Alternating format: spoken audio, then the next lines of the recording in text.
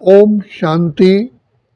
परम पिता परमात्मा को कहा जाता है भाग्य विधाता, सुखदाता, बिगड़ी को बनाने वाला, पतित पावन, रक्षक और खिवैया।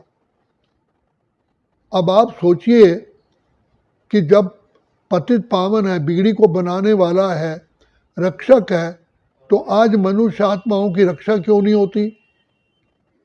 लेकिन इसमें सिर्फ ये है कि परमपिता परमात्मा हमें आकर के रास्ता बताते हैं, ज्ञान देते हैं। लेकिन जो आत्माएं ज्ञान को पूर्ण रूपेण से धारण करती हैं और जीवन में एक्टिवेट करती हैं, उन्हीं को ही उस बीज का फल मिलता है। ज्ञान एक बीज है। बीज को ठीक तरह से आप बोएंगे, उसकी देखभाल करेंगे, समय प्रति समय पानी देंगे, तभी तो वो वृक्ष बन करके आपकी सेवा करेगा। तो परमपिता परमात्मा ज्ञान के सागर हैं। ऐसा हमें ज्ञान देते हैं जो हम आत्माएं बहुत ईजिली, कंफर्टेबली, आराम से वो ज्ञान धारण करके उसको बार बार पिता परमात्मा हमें याद दिलाते हैं। हमें जैसे बच्चे को पुचकार से माँ बाप शिक्षाएं देते हैं, ऐसे शिव बाबा कल्याणकारी हमें रोज शिक्षा देते हैं। लेकिन कर्म तो हमें करना है। जो परमात्मा ने जो ज्ञान बीज दिया उसको बोना तो हमें है। अगर बीज किसी किसान के पास बहुत फर्स्ट क्लास है और उसको रख दे तो क्या होगा? बीज सड़ जाएगा। कितना समय चलेगा? क्योंकि उसने बोया नहीं।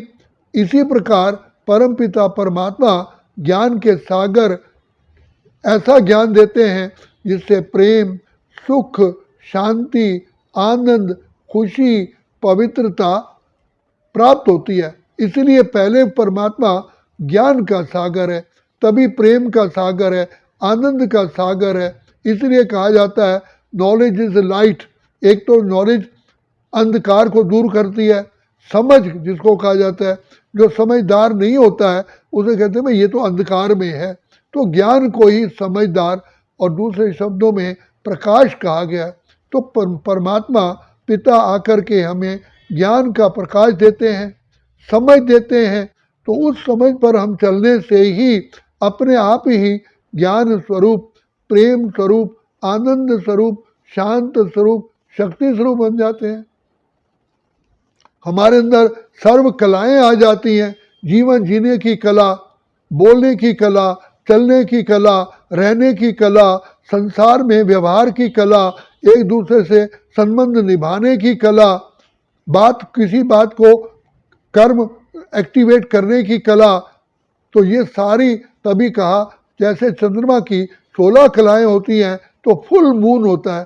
इसी प्रकार परमपिता परमात्मा के ज्ञान को मनन चिंतन करने से आत्मा में अपने आप कलाएं आ जाती हैं और ऐसे ही सर्व गुण आ जाते हैं, जो दैवी गुण जिनको कहा गया है। क्योंकि जैसा बीज होता है उसका फल भी तो वैसा हो गया ना। तो परमात्मा का ज्ञान बिल्कुल 100% पॉजिटिव है, 100% धर्म नीति पर है। जो धर्म पर चलते हैं वो सदा फले रहते हैं। तभी कहते हैं धर्म की जय हो, अधर्म का नाश हो।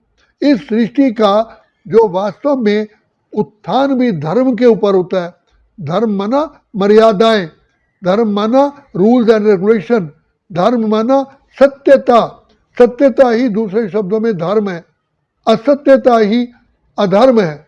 सबसे पहला सत्यता है मैं शुद्ध आत्मा हूँ। अगर हम इस बात पर टिकते हैं ये धर्म है और उसी से ही हमारे मानसिक शांति और आनंद की प्राप्ति होती है। क्योंकि आत्मिक स्वरूप में टिकने से हमारी दृष्टि, वृत्ति, आचार, विचार, व्यवहार सब बदल जाता है। अपने पराये का भेदभाव समझ समाप्त हो जाता है। सब अपने हैं, हम आत्मा हैं। आत्मा समझने से ही गुण प्रकट हो जाते हैं। तो पिता परमात्मा आकर के हमें ज्ञान देते हैं। बच्चे तुम शुद्ध आत्मा हो, अजर अमर अविनाशी हो। तो तभी कहा कि देह के धर्म छोड़ो। देह क्या है? प्रकृति है। मैं हिंदू हूँ, मैं मुसलमान हूँ, मैं सिख हूँ, मैं ईसाई हूँ, ये सारे बंधन है। वास्तव में आत्मा का स्वधर्म जो निज धर्म है वो पवित्रता और शांति है। और पवित्रता और शांति आती है आत्मिक स्मृति से। आत्मिक स्मृति में ही से ही पवित्रता, और पवित्रता से ही सुख, शांति, आनंद, प्रेम, खुशी, ज्ञान, पवित्रता सब टिक जाते हैं। जहाँ धर्म होता है वहाँ सब टिकते हैं। धर्म होता है वहीं विजय बनते हैं। जहाँ धर्म है वहाँ धन आता है। जहाँ धर्म है वहाँ खुशहाली होती है। धर्म नहीं होता है वो तो बर्बाद हो जाते हैं। तो परम पिता परमात्मा हमें आकर के आत्मा का ज्ञान दे करके हमें स्वधर्म में टिकाते हैं। और आत्मा समझने से ही हमें एकदम नशा चढ़ता है कि हम किसकी संतान है।